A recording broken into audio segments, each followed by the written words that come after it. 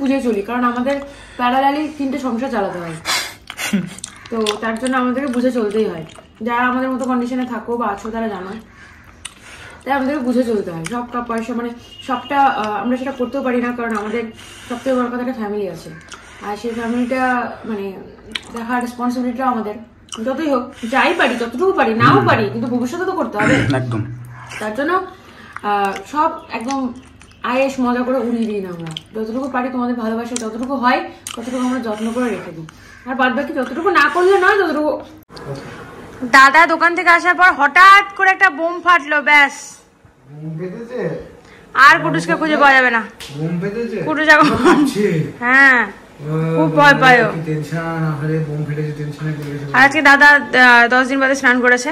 হ্যাঁ ও কিন্তু আবার রেগুলার স্নান করে। তোমরা যারা ব্লগে লিখছো তোমরা স্নান করো না, অ্যাকচুয়ালি আমরা এত দৌড়াই এত এক্সস্টেড লাগে সেজন্য মনে হয় আমরা স্নান করে নিই, বাট আমরা দিনে 3 বার স্নান করি। সকালে ঘুম থেকে উঠে কাজে বসার আগে আমি, অ্যাকচুয়ালি 2 নাম্বার হচ্ছে অফিস যাওয়ার আগে আমি বলছি এটা কথা, আর 3 নাম্বার হচ্ছে বাড়ি ফিরে 3 টাইম স্নান করি। কিন্তু মাথায় জল আমি একদিন অন্তর একদিন দিই, আর ও রোজ যখনই স্নান করে তখনই মাথায় জল দেয়। গুড মর্নিং সকলকে, দেবলীনা সংকেতের নতুন একটি ব্লগে তোমাদের সকলকে স্বাগত জানাই। ঘড়িতে বাজে এখন 7:30, আর আমরা বেরোচ্ছি এখন ক্লাবের উদ্দেশ্যে। আমার গলা পুরো ভেঙে গেছে, কালকে এত মানে কথা বলতে হয়েছে গলা পুরো ভেঙে গেছে এখন। তো যাই হোক, তো চল এখন বেরোবার। ঠান্ডা জলে একটু খেয়েছিলাম, সেটা একটা আমার দোষ আছে, তো সেই জন্য একটু গলাটা ভাঙা ভাঙা মনে হচ্ছে। আর কালকের ওয়েদারটা খুব ভালো ছিল, আজকের ওয়েদারটা ভালো নেই, এখন থেকে রোদ উঠে বসে আছে। তো যাই হোক, কিছু কারণ এখন বেরোতে হবে, তো চল এখন বেরোই। এই যে নতুন জামা পড়েছে, আর এখানে হাতে মর্নিং সেশন চলছে, সেটা কারণ আমরা যেহেতু এখন বেরিয়ে যাচ্ছি সেজন্য তো সেশনে থাকতে পারছি না, কিন্তু সেশনটা আমাদের চলছে অলরেডি। আর এই গেঞ্জিটা মা ওকে দিয়েছে। বলো বলো বলো বলো, না না বলো বলো, লজ্জা পেও না, লজ্জা নেই পানা, বলো। এটা এবারে জামাই ষষ্ঠীর আমার প্রাপ্তি মনির কাছ থেকে, সেটা জোর করে পরে নিয়েছে, আমি পড়তে দিচ্ছিলাম না। জোর করে বলবো, ওর কথা আছে যে নতুন গেঞ্জি বা নতুন জামা আনো ঢুকিয়ে রাখো, কয় করবো তখন অনির্দিষ্টকালের জন্য। আগের সপ্তাহ তার আগের সপ্তাহে একটা জামা কিনেছি আমরা, সেটা পরে ফেলেছো? না, সেটা এখন একটা না, আমি মানে দুটো কিনেছি, দুটোই পরে ফেলবে? হ্যাঁ, অদ্ভুত দাবি ভাই তোমার, ভাই তোমার অদ্ভুত দাবি।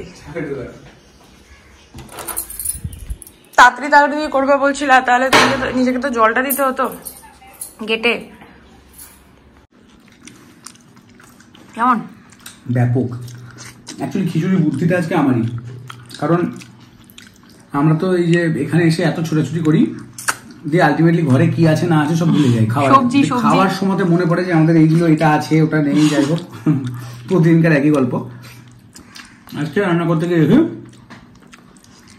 চাল অল্প আছে, বাট চালের মাপ আমি কোনোদিন বুঝি না।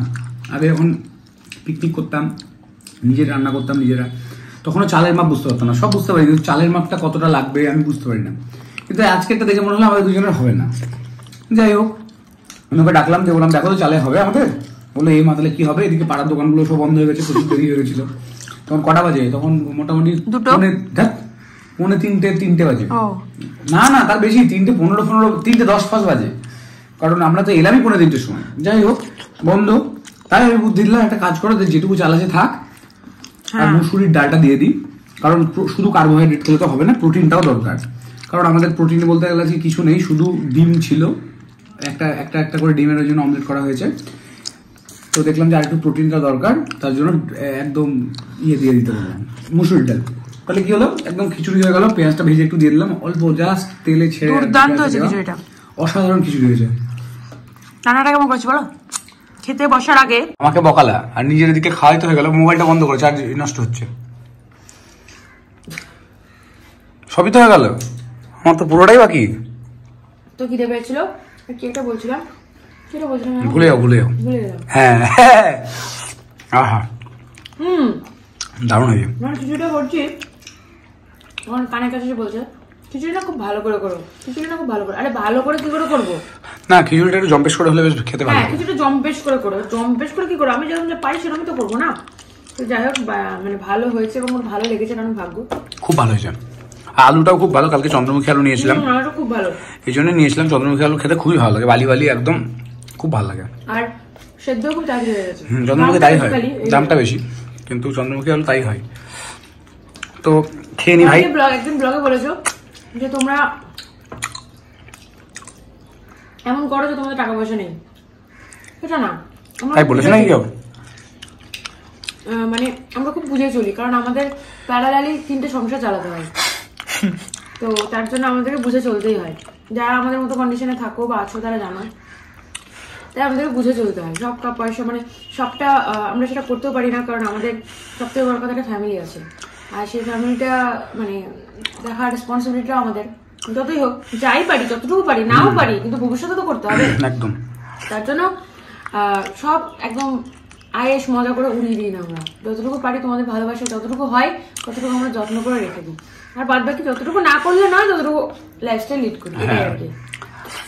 অনেক জ্ঞানটা ফিরি, কারণ আমার মুখ পুড়ে যাচ্ছে, হাতও পুড়ে যাচ্ছে।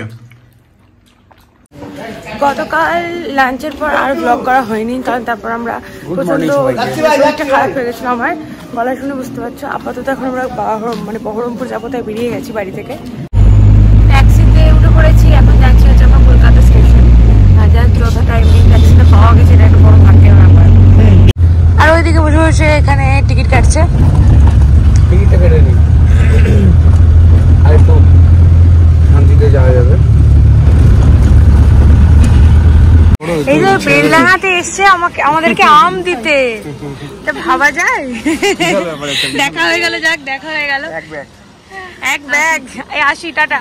তারপর ট্রেনে উঠে যায় আগে। চলো চলো, চলে আসলাম বাড়ি। আর বাড়ি এসে তো তোমাদের বাড়িতে একটা জিনিস দেখাবো, সেটা হচ্ছে আমাদের এক ভালোবাসার মানুষ সুরাইয়া এতগুলো আম দিয়ে গেছে, তাও আবার বেলডাঙ্গা স্টেশনে এসে।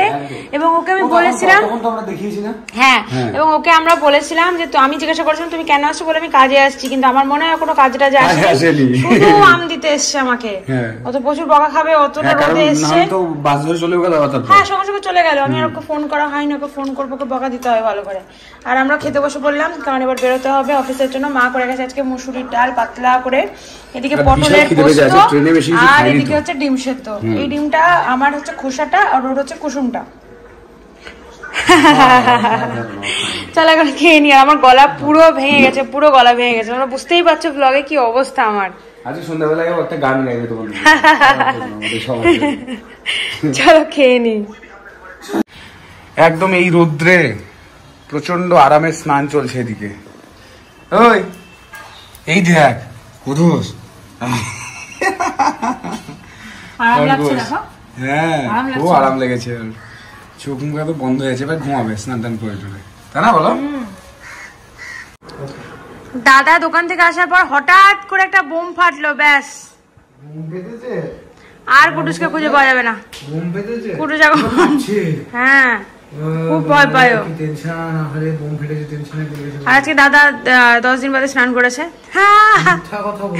ও কিন্তু আবার রেগুলার স্নান করে। তোমরা যারা ব্লগে লিখছো তোমরা স্নান করো না, অ্যাকচুয়ালি আমরা এত দৌড়াই, এত এক্সস্টেড লাগে, সেজন্য মনে হয় আমরা স্নান করে নিই। বাট আমরা দিনে 3 বার স্নান করি। সকালে ঘুম থেকে উঠে কাজে বসার আগে আমি, অ্যাকচুয়ালি 2 নাম্বার হচ্ছে অফিস যাওয়ার আগে, আমি বলছি এটা কথা, আর 3 নাম্বার হচ্ছে বাড়ি ফিরে। 3 টাইম স্নান করি, কিন্তু মাথায় জল আমি একদিন অন্তর একদিন দিই। আর ও রোজ যখনই স্নান করে তখনই মাথায় জল দেয়। মা এখানে ফোনে কথা বলছে, তাকে দেখা যাচ্ছে না। মা ইনভিজিবল এর কথা বলছে, মা বোম ফেটেছে, ভয় পাচ্ছে। হ্যাঁ হ্যাঁ হ্যাঁ হ্যাঁ,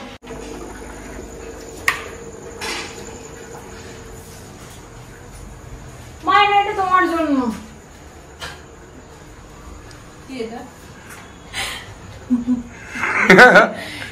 এত সাইলেন্টলি হচ্ছে মায়ের তোমার জন্য খুব সাইলেন্ট।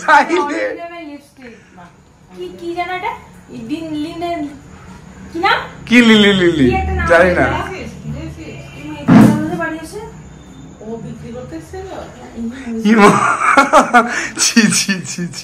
কি কথা।